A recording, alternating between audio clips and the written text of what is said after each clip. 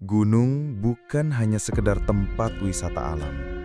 Ada yang percaya setiap gunung di Jawa punya penunggunya. Dan ketika ada pendaki yang nekat membuka jalur terlarang, seringkali yang mereka temui bukan hanya pepohonan, tapi sesuatu yang tak seharusnya dilihat manusia.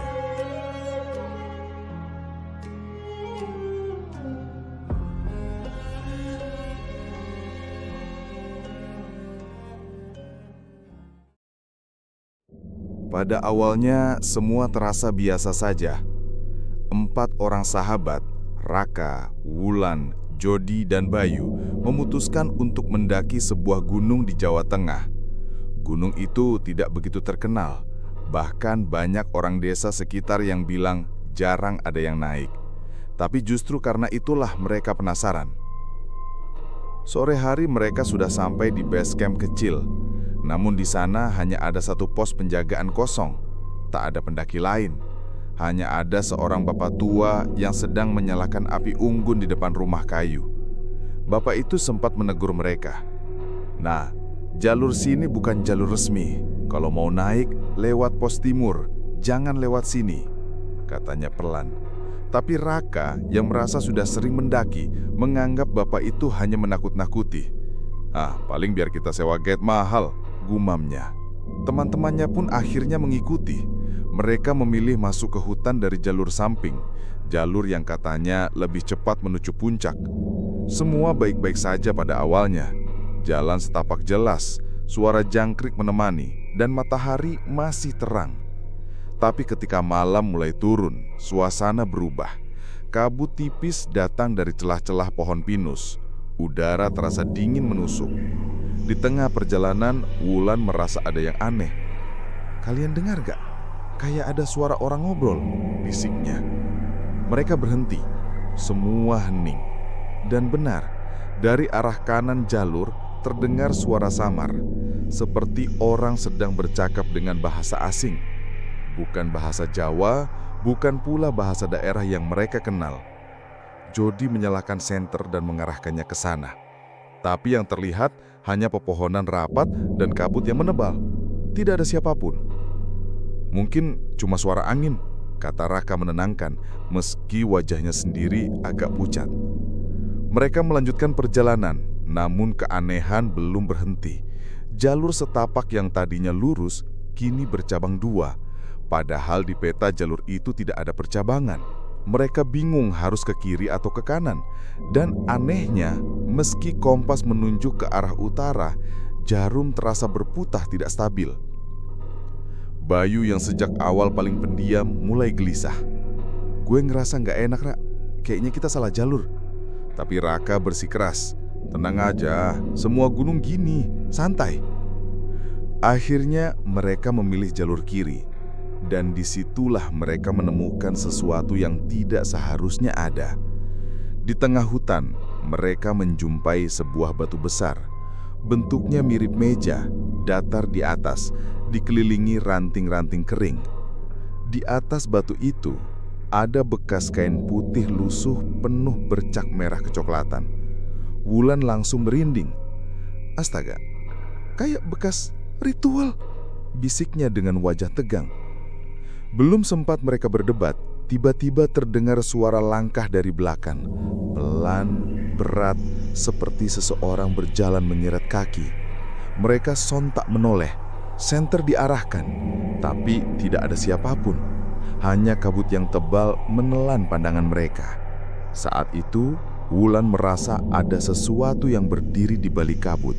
Tinggi, jauh lebih tinggi dari manusia biasa. Matanya merah, samar-samar terlihat menatap ke arah mereka. "Ra, ayo pergi sekarang," teriak Wulan sambil menarik tasnya. Mereka pun panik dan berjalan cepat, hampir berlari. Namun anehnya, jalur yang mereka lalui terasa berputar. Batu besar itu mereka lewati lagi, padahal mereka yakin sudah berjalan jauh. Bayu terengah-engah. "Kita muter di tempat, ini gak beres." Dan saat mereka menoleh ke belakang, sosok itu makin jelas. Bukan manusia, bukan pula hewan. Tingginya hampir menyentuh cabang pohon. Wajahnya gelap, hanya tampak dua mata merah menyala. Nafasnya berat seperti hembusan angin malam. Wulan hampir pingsan, Jody gemetar. Raka mencoba menenangkan diri, tapi suaranya bergetar. "Lari, jangan lihat ke belakang!" teriaknya. Mereka berlari sekuat tenaga menembus kabut, tanpa tahu lagi arah mana yang benar. Hutan itu seolah hidup, menyesatkan, membuat mereka berputar dalam lingkaran. Dan sosok tinggi itu selalu mengikuti dari jauh. Malam itu mereka sadar, pendakian ini bukan pendakian biasa. Mereka sudah masuk ke wilayah yang tidak seharusnya mereka pijak. Dan itulah awal dari mimpi buruk mereka. Pendakian yang mereka kira menyenangkan justru membawa mereka masuk ke jalur terlarang. Apa yang sebenarnya ada di hutan itu? Siapakah sosok tinggi bermata merah yang terus mengikuti mereka? Setelah berlari tanpa arah, keempat pendaki itu akhirnya berhenti di sebuah tanah lapang kecil.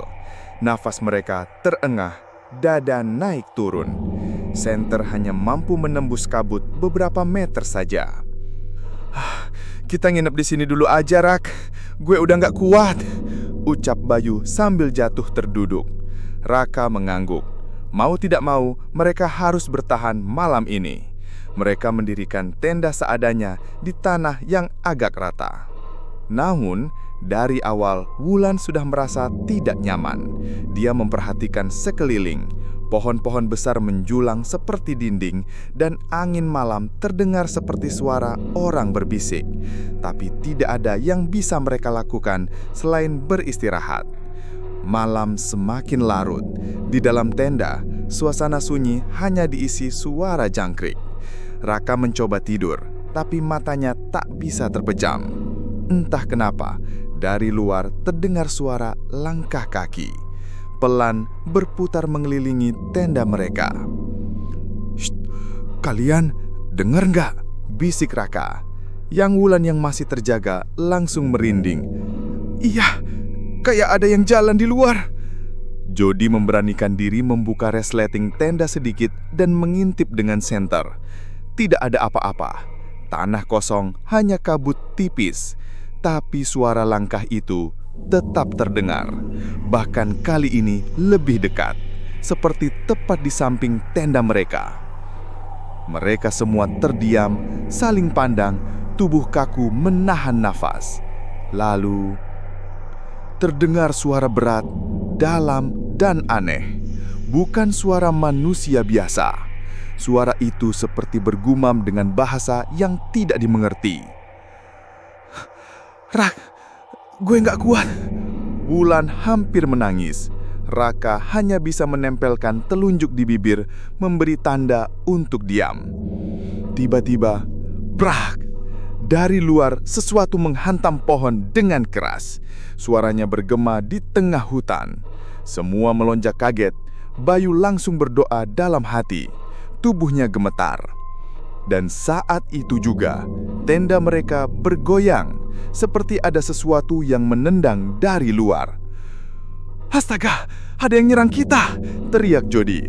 Mereka buru-buru keluar dengan senter menyala, namun begitu mereka berdiri di luar, tidak ada siapapun. Pohon-pohon berdiri tegak, kabut semakin tebal, hanya terdengar suara napas berat dari kejauhan. Mereka mencoba mencari arah suara itu, tapi selalu berubah. Kadang terdengar dari kanan, kadang dari kiri. Seolah-olah ada sesuatu yang berlari cepat mengitari mereka. "Ini nggak masuk akal, kita harus balik sekarang juga," kata Bayu. Namun jalur turun sudah tidak terlihat. Yang ada hanya kegelapan hutan. Akhirnya mereka kembali masuk ke tenda, duduk rapat-rapat dan berusaha bertahan sampai pagi. Tapi malam itu tidak mudah. Wulan mengaku sempat melihat bayangan tinggi hitam berdiri jauh di antara pepohonan. Matanya merah menyala menatap tanpa berkedip. Setiap kali ia menutup mata, bayangan itu muncul semakin dekat. Dan menjelang dini hari, terdengar suara tangisan lirih dari arah luar. suara perempuan. Tangisannya panjang, terisak-isak membuat bulu kuduk berdiri. "Ada pendaki lain?" bisik Jody dengan wajah pucat. Tapi Bayu menggeleng keras. "Itu bukan manusia. Gue yakin itu bukan manusia." Tangisan itu makin dekat sampai terasa seakan-akan tepat di depan tenda mereka. Tiba-tiba suara itu berubah jadi tawa panjang, tawa nyaring yang tidak wajar, membuat tubuh mereka semua kaku ketakutan. Dan pada saat itu juga, salah satu tiang tenda patah dengan sendirinya, seperti ada yang menekan dari atas. Mereka hanya bisa berdoa, berharap malam segera berakhir. Matahari akhirnya terbit perlahan. Cahaya pagi menyinari hutan, tapi ketenangan itu hanya sesaat. Karena ketika mereka keluar dari tenda, wajah mereka membeku. Di sekeliling lapangan kecil tempat mereka mendirikan tenda, tanah penuh dengan jejak kaki besar. Bukan kaki manusia, bukan pula hewan. Bentuknya panjang, jari-jari mencengkeram tanah, seolah milik sesuatu yang berdiri dengan postur tinggi menjulang. Dan di salah satu pohon, ada bercak darah segar menetes membentuk garis panjang ke bawah. Mereka tahu, makhluk itu memang ada, dan ia sudah memperhatikan mereka sejak semalam. Semakin jelas, hutan itu bukan tempat biasa. Ada sesuatu yang mendiami jalur terlarang tersebut, dan makhluk itu kini sudah meninggalkan tanda. Pertanyaannya, apakah mereka bisa keluar hidup-hidup dari hutan ini? Atau justru satu persatu akan hilang tanpa jejak? Pagi itu, setelah melihat jejak kaki besar dan bercak darah di pohon, suasana jadi kacau. Semua panik, apalagi Wulan yang terus-menerus gemetar. "Gue udah gak kuat, ayo turun aja sekarang." Suaranya hampir histeris. Raka berusaha menenangkan, meski wajahnya sendiri pucat. "Kita cari jalur turun, pasti ada. Pagi gini lebih aman." Mereka pun membereskan tenda dengan terburu-buru. Tapi anehnya, meski sudah berjalan hampir 2 jam, jalur turun tak juga terlihat. Jalan yang mereka lalui justru membawa mereka kembali ke batu besar yang kemarin. Batu datar dengan kain putih berlumuran bercak merah. "Astaga, kita muter lagi ke sini." Jody berteriak frustrasi. Bayu menatap batu itu tajam. "Gue yakin tempat ini sengaja narik kita balik ke sini." Mereka ingin segera pergi, tapi tiba-tiba Wulan terpaku. Pantangannya kosong, mengarah ke pohon di sebelah kiri. "Wulan, kenapa?" tanya Raka. Perlahan Wulan mengangkat tangannya, menunjuk ke arah kabut. "Itu, ada orang.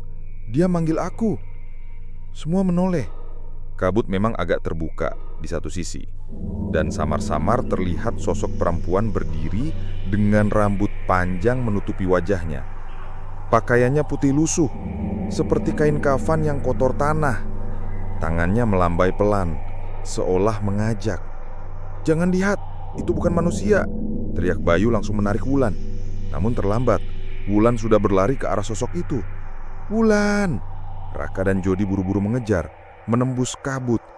Tapi begitu mereka sampai, sosok perempuan itu menghilang, dan Wulan pun hilang bersama kabut. Mereka panik mencari ke segala arah, memanggil-manggil namanya. "Wulan! Wulan!" Suara mereka bergema tapi tidak ada jawaban.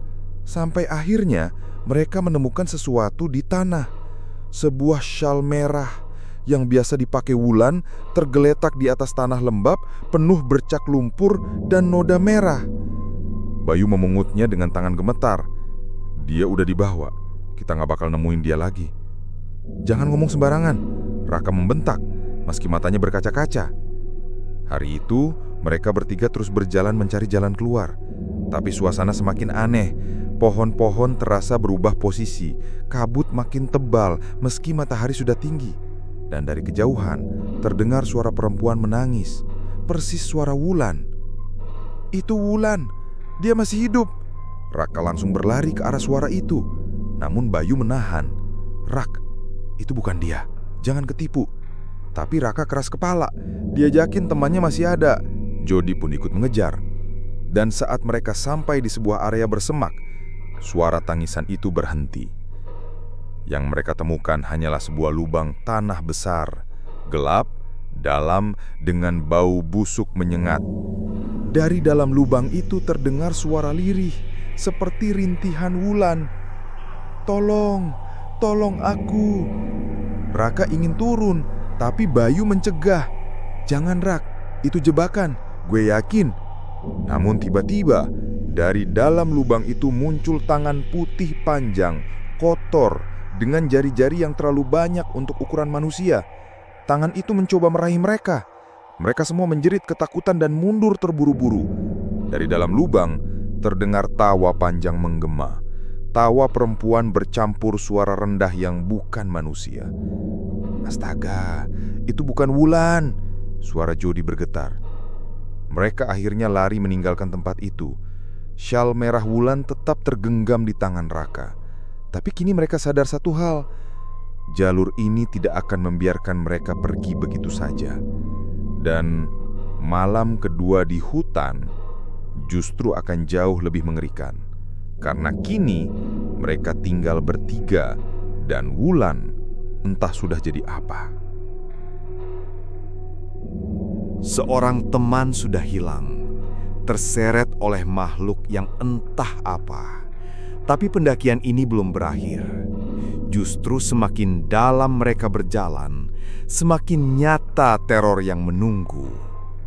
Pertanyaannya, siapakah yang akan menjadi korban berikutnya?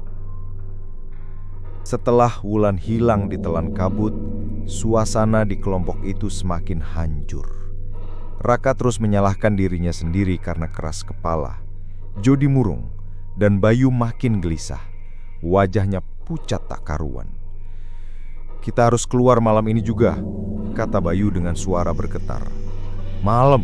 Lu gila, justru itu makin bahaya," Jody protes. Tapi Bayu menggeleng. "Kalau kita nunggu pagi, bisa-bisa tinggal kita yang diambil. Gue udah gak tahan."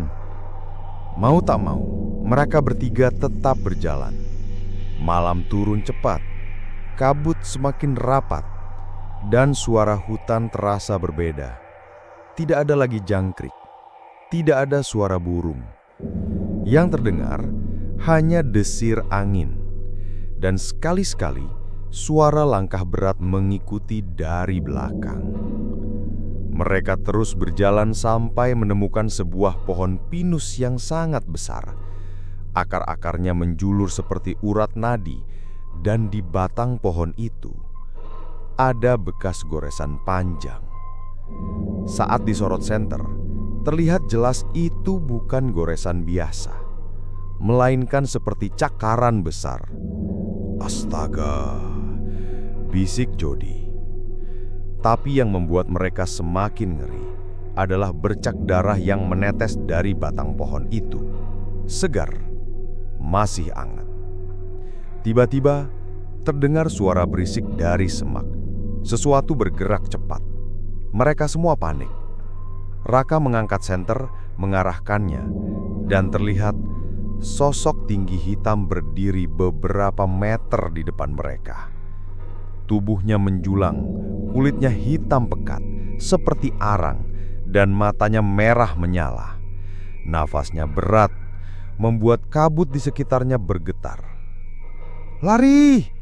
teriak Raka. Mereka bertiga lari sekuat tenaga.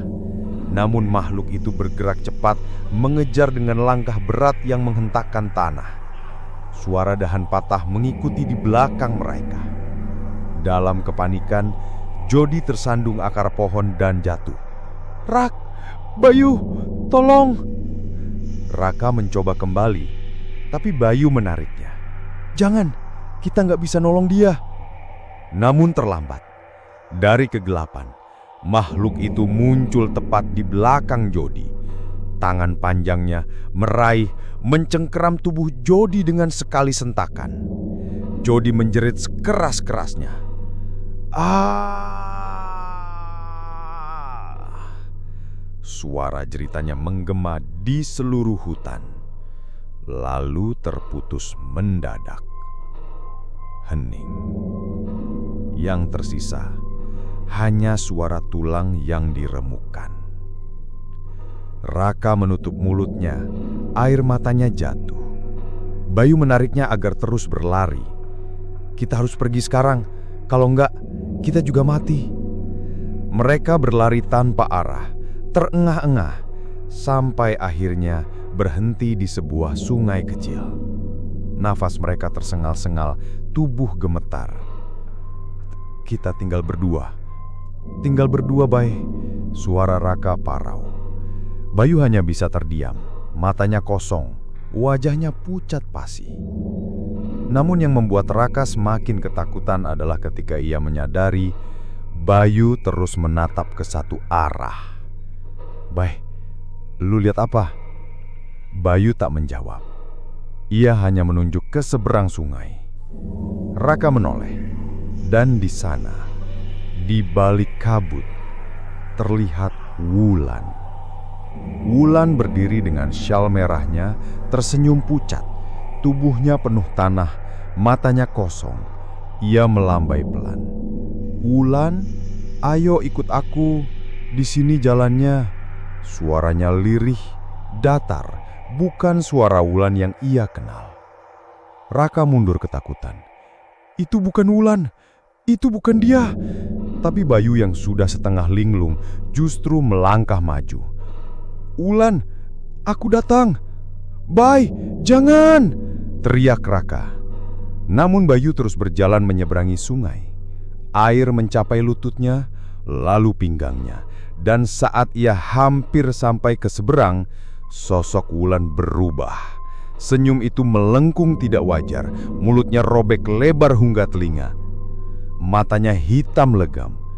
Tangan panjang dengan kuku tajam keluar dari tubuhnya dan langsung meraih Bayu. Jeritan Bayu memecah malam, darah memercik di permukaan sungai. Raka hanya bisa menutup wajahnya, tubuh gemetar, tak sanggup menolong. Dan seketika, semuanya hening. Kabut menutup kembali. Kini, Raka sendirian. Dari 4 orang pendaki, kini tinggal 1. Raka harus menghadapi malam paling panjang dalam hidupnya. Pertanyaannya, apakah ia bisa keluar dari hutan itu atau justru akan menjadi korban terakhir jalur terlarang? Raka kini sendirian. Nafasnya berat, tubuhnya gemetar, dan matanya sembab penuh air mata. Semua temannya sudah hilang.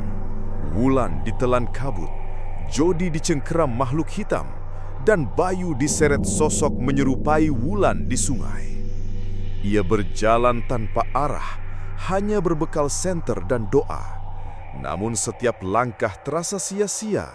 Jalur yang dilalui selalu berputar, membawa dia kembali ke tempat yang sama. Hingga akhirnya, Raka sampai di sebuah tanah lapang luas.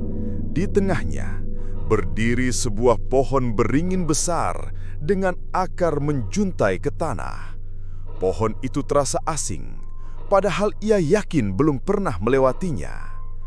Dan di bawah beringin itu, ada sesuatu yang membuat darahnya membeku.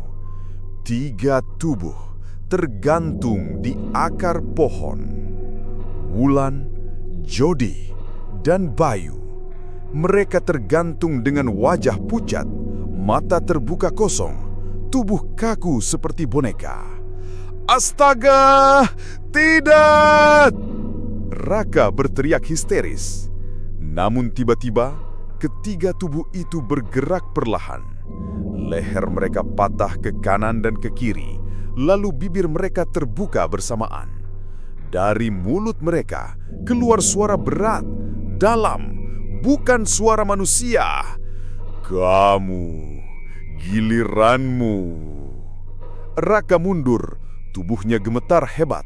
Dari balik pohon beringin, sosok tinggi hitam itu muncul. Tubuhnya menjulang, kulitnya hitam pekat seperti terbakar dan matanya menyala merah. Nafasnya membuat tanah bergetar. Raka hanya bisa terdiam, tubuhnya membeku. Makhluk itu mendekat perlahan, langkahnya berat namun pasti. Dalam putus asa, Raka jatuh berlutut. Ia berdoa sekuat tenaga, menyebut nama Tuhan berulang-ulang, namun doa itu seakan tenggelam dalam kabut. Sampai akhirnya, sosok tinggi itu berhenti tepat di depannya. Wajahnya mendekat, begitu dekat, hingga Raka bisa mencium bau busuk menyengat yang keluar dari mulutnya. Dan kemudian, gelap. Raka terbangun di sebuah rumah kayu. Tubuhnya basah kuyup oleh keringat. Ia panik, matanya liar melihat sekeliling. Seorang bapak tua duduk di sampingnya, menyalakan dupa kecil. "Syukurlah kamu sadar," ucapnya pelan. Raka kebingungan.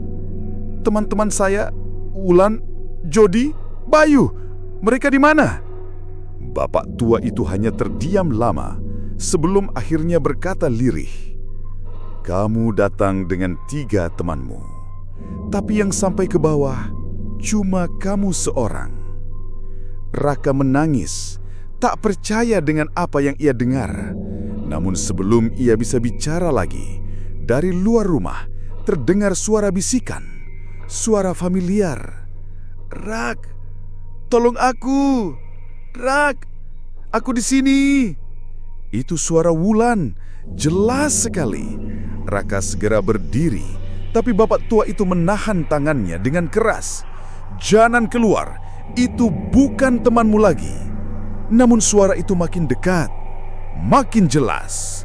"Rak, ayo ikut aku, jangan tinggalkan aku." Dan di balik jendela itu terlihat Wulan. Tubuhnya pucat, matanya kosong, syal merahnya tergerai. Ia tersenyum, senyum yang lebar, terlalu lebar untuk wajah manusia. Raka membeku, bibirnya gemetar. Apakah ia masih selamat? Atau sebenarnya yang pulang dari gunung itu bukan lagi dirinya, melainkan sesuatu yang lain? Dan sampai hari ini, jalur itu masih ada. Jalur terlarang yang tidak pernah kembali. Orang-orang desa berkata, siapapun yang masuk tanpa izin akan menjadi bagian dari hutan. Jadi, kalau suatu hari kalian mendaki gunung di Jawa dan tiba-tiba melihat cabang jalan yang tidak ada di peta, jangan pernah coba-coba lewat sana.